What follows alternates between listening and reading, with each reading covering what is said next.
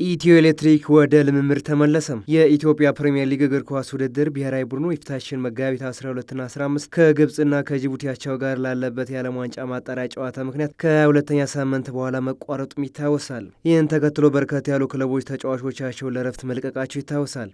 ከእነዚህ ክለቦች መካከል ታዲያ ኢትዮ ኤሌክትሪክ አንዱ ሲሆን ከአንድ ሳምንት ረፍት በኋላ ዛሬ ወደ ልምምድ መመለሳቸውን የቡድኑ ዋና አሰልጣኝ ዘሪሁን ሸንገታ ለዝግጅት ክፍላችን ገልጸዋል። አሰልጣኝ ዘሪሁን ሸንገታ በቡድኔ ላይ ትልቅ ችግር የሆነብኝ ሊጉ በተደጋጋሚ በመቋረጡ ሳቢያ የነበረንን እንቅስቃሴ አስቀጥሎ ለመዝለቅና በጨዋታ ውስጥ ራስን ለማስተካከል አዳጋች ሁኔታ መፍጠሩ ነው ብለዋል። አሰልጣኝ ዘሪሁን አያይዘውን በተወሰነ መንገድ ሊጉ መቋረጡ ያለብንን ክፍተት በማረም ጠንክረን ለመቅረብ ያግዘናል፣ ነገር ግን እኛ ላይ ከጥቅሙ ጉዳቱ ያመዝናል ብለዋል።